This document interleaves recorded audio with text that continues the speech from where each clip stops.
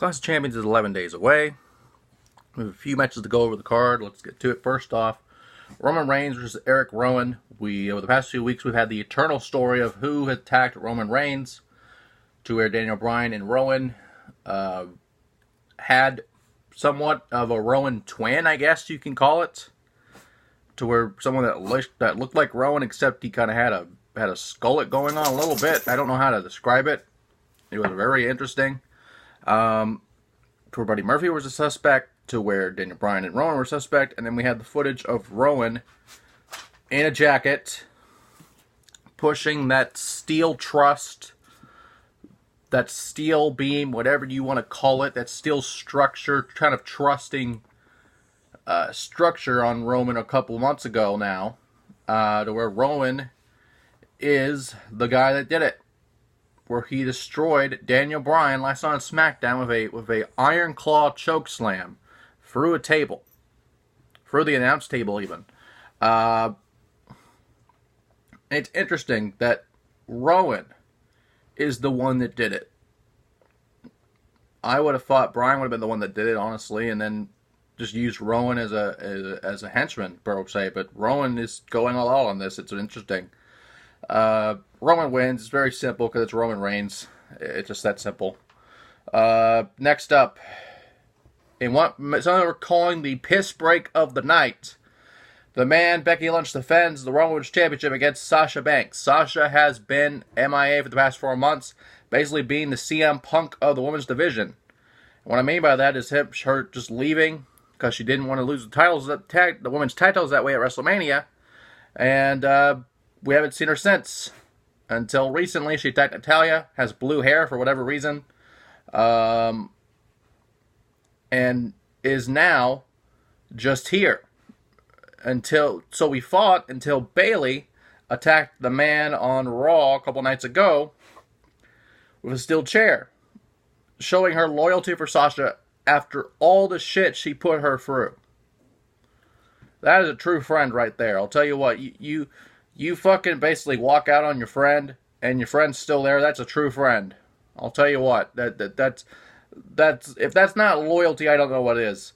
On SmackDown, she used the same chair against Charlotte, to where her and Sasha are basically just playing with the chair to see who can hit Charlotte the hardest. It was very interesting.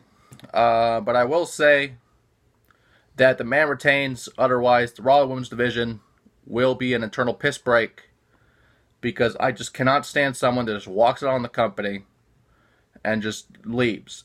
She was well within her rights to do so. But it's the same thing if CM Punk came back.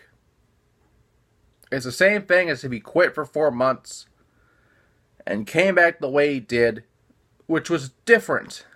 But it's like he quits for 4 months, doesn't have the title anymore, and is just there. It's just, the only reason she's still there is because they don't want to lose her to AEW. That's the only reason she's there. That is the only reason she's there, and it's a sad thing to see happen. However, you could kind of salvage this and have Bayley come out, cause a distraction, attack the man, whatever you want to do. Sasha wins the title. Then Sasha helps Bayley retain against Charlotte.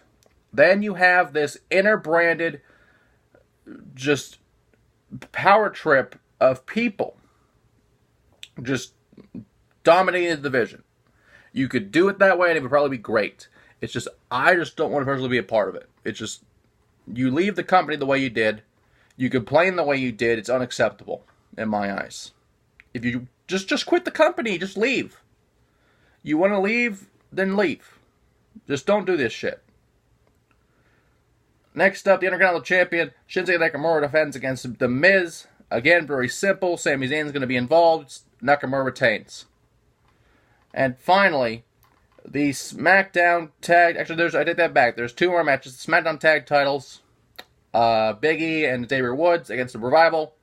This match is going to happen no matter what. It's interesting. I will say that. If Woods is still injured, then I can highly see the Revival becoming the new champions. Otherwise, New Day retains, and we kind of start going towards an actual brand split in October when SmackDown goes to Fox. And finally, in addition to the Cruiserweight title match, as Drew Gulak defends against Alberto Carrillo and Lince Dorado. Lince won the opportunity by beating Carrillo last night on 205 Live. It's now a triple threat. And we have the addition of Tony Nese now being by the side of Drew Gulak once again.